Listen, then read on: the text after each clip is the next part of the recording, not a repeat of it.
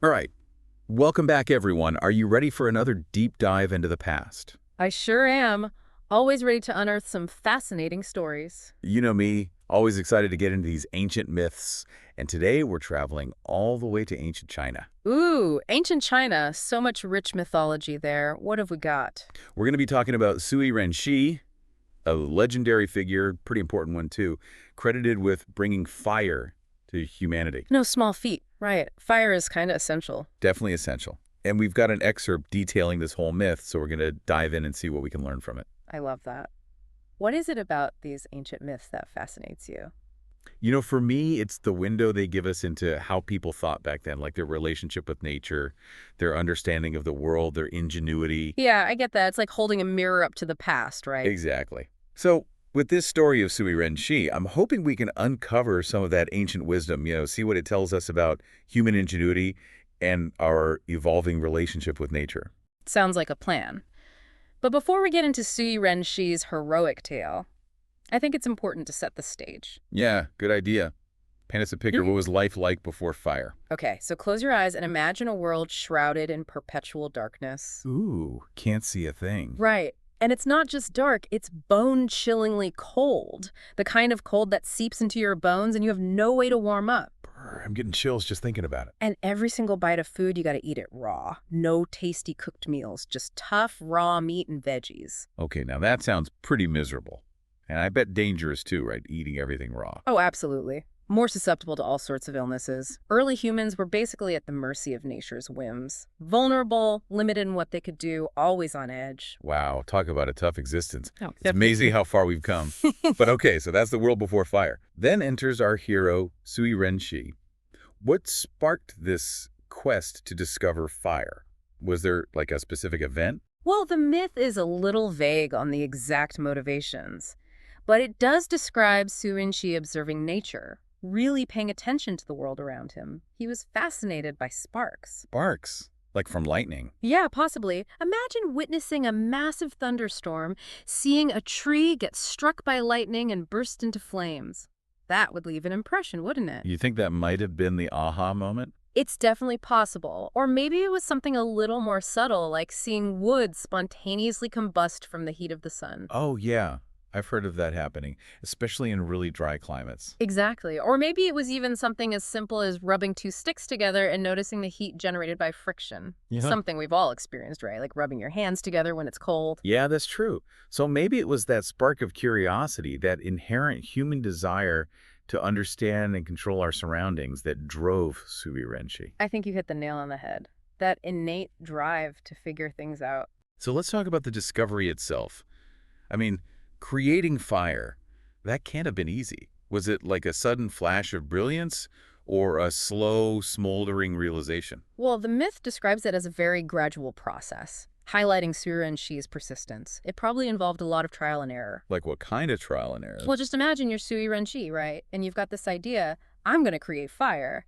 So you start experimenting with different types of wood, different methods of rubbing them together, maybe even striking stones together, and nothing. Just blisters on your hands and frustration. Ouch. Yeah, I can imagine. And it must have taken a lot of courage, a lot of faith to keep going when it seems impossible. Absolutely. It's a testament to the power of observation and experimentation. I mean, that's essentially the foundation of the scientific method. Makes sense. Yeah, you got to try and fail and try again. Eventually, you figure it out. But there had to be a moment, like a breakthrough moment, right? Oh, there definitely was. Imagine the scene.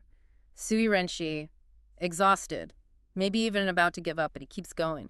He strikes two stones together, and suddenly, a spark. Not just a fleeting spark, but one that lands on some dry tinder and starts to smolder. Wow.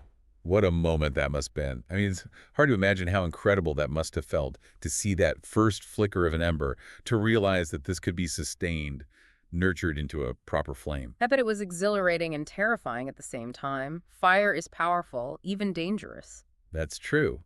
It makes you think about how we often overlook the significance of seemingly simple discoveries. Something we take for granted today, like striking a match, was once a groundbreaking moment. Right, and the impact of fire, it wasn't just about staying warm, it had a ripple effect on every aspect of their lives. Yeah, how so? Well, for one, food. Imagine the possibilities that opened up when you could cook food. Okay, yeah, I guess raw food can get pretty boring after a while. Exactly. Plus, cooking makes food safer, easier to digest, and you can get more nutrients from it. And think about the social implications. Sharing a cooked meal around a fire, it's a primal experience that brings people together. Yeah, you're right. I love gathering around a bonfire with friends and family. It's almost like a ritual. Absolutely. And think about the safety aspect, too. Fire provided protection from predators lurking in the darkness. Suddenly, those scary nighttime noises weren't so terrifying anymore. Yeah, fire's a powerful deterrent, that's for sure. And not just for predators. Fire brought light, extended the hours of the day, giving them more time to work, to create, to tell stories. This seemingly simple act of creating fire really did revolutionize their entire existence. It's mind-blowing, isn't it? When you think about all the ways fire transformed early human life.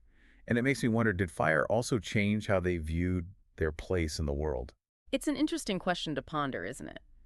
Fire brought warmth, light, protection, but it also had the power to destroy. Did they see it as a gift from the gods, a tool to be mastered, or a force to be both respected and feared?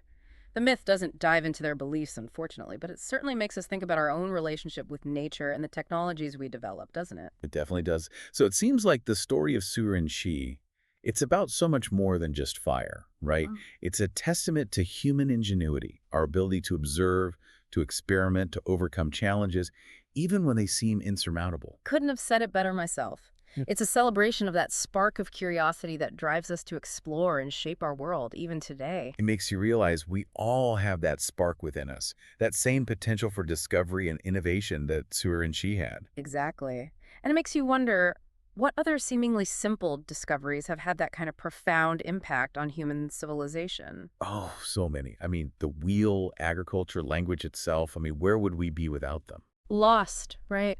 So listeners, I challenge you, take a moment to think about that and maybe explore some other ancient myths and see what other gems of wisdom you can uncover. I second that challenge. Yeah. And on that note, a huge thanks to everyone for joining us on this deep dive into the story of Sui Shi and the gift of fire. Until next time, keep exploring. And keep that spark of curiosity burning bright. Yes, absolutely. See you all next time.